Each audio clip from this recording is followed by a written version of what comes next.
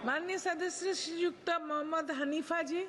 Madam, जो house hold for electrification madam 2,86,97,592 madam. Speaker, आज आप बताइए, आप बोलिए।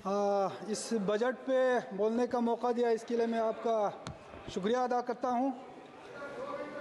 मैडम, इस बजट में लद्दाख को तकरीबन 6,000 करोड़ की एलोकेशन किया गया है। तकरीबन इतना ही पिछले बजट में भी इतना ही एलोकेशन किया गया था, लेकिन इसको रिवाइज टाइम पे इसको 4,500 करोड़ तक जो है इसको महदूद किया गया।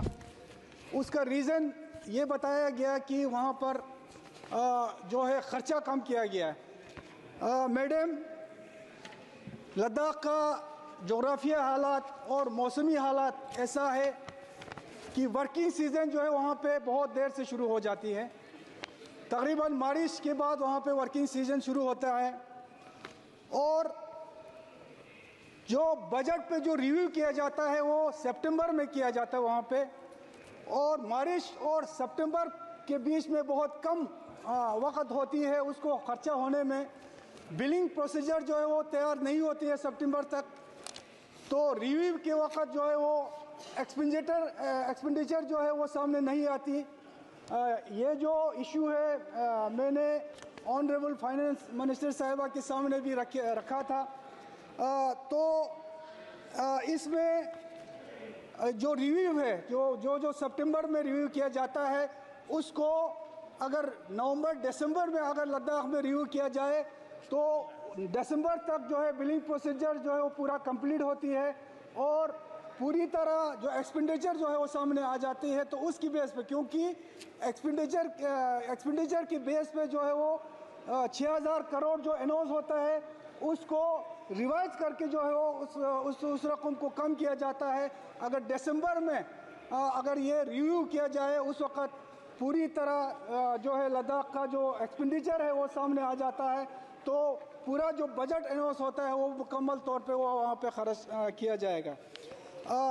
दूसरा, इसके अलावा मैडम, लद्दाख में लद्दाख ऑटोनोमस हिल डेवलपमेंट काउंसिल है, जो एक वाहिद संस्था है, वाहिद एक सेटअप है जहाँ पे ग्रास रूट लेवल से आवाम के चुने हुए नुमाइंदे जो है उस काउंसिल में आके ग्रास रूट लेवल का जो है प्लान वहाँ पे तैयार किया जाता है।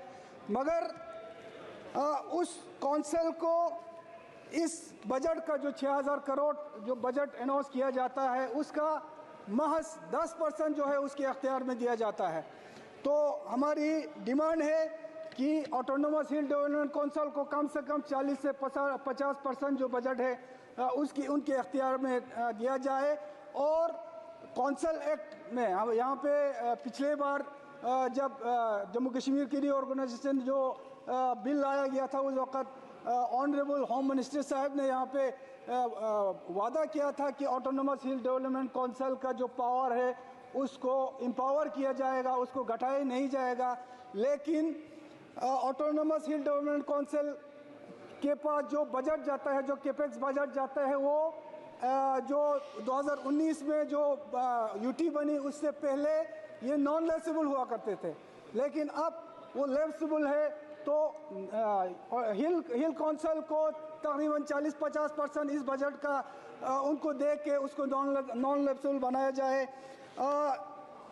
ऑनरेबल मैडम, आज यहाँ पे इम्प्लीमेंट पे काफ़ी बातें हुई। यहाँ पे कहा गया है कि ये जो बजट है ये इम्प्लीमेंट सेंट्रिक बजट है, लेकिन आज लद्दाख में अगर सबसे बड़ा चैलेंज है, सबसे बड़ा मसला है, सबसे बड़ा परेशानी है तो वो बेरोज़गारी की है। लद्दाख में पिछले 5 साल से 2019 में लद्दाख को यूटी बनाया गया, उसके बाद यूटी बनाने के बाद अब तक मैडम प्लीज़ लद्दाख के कुछ इश्यूज़ यहाँ पे रखना बहुत ज़रूरी है, इसलिए थोड़ा टाइम जो है मुझे दिया जाए। लद्दाख में बेरोज़गारी का मसला आज सबसे बड़ा चैलेंज है। पिछले 5 साल में खासकर गेजेटेड पोस्ट का कोई भी रिक्रूटमेंट लद्दाख में नहीं हुई है। वहाँ पे पब्लिक सर्विस कमीशन अभी तक नहीं बना है। Jammu Kashmir public commission service commission के साथ पहले था, यूटी बनी, वहाँ से अलग हुई। पब्लिक सर्विस कमीशन अभी तक नहीं बनी, रिक्रूटमेंट रूल अभी नहीं बन रही है। मैडम प्लीज़ मैडम, मुझे उस दिन भी मुझे टाइम नहीं दिया गया था। आज कुछ इश्यूज है जो ज़रूरी है यहाँ पे रखना।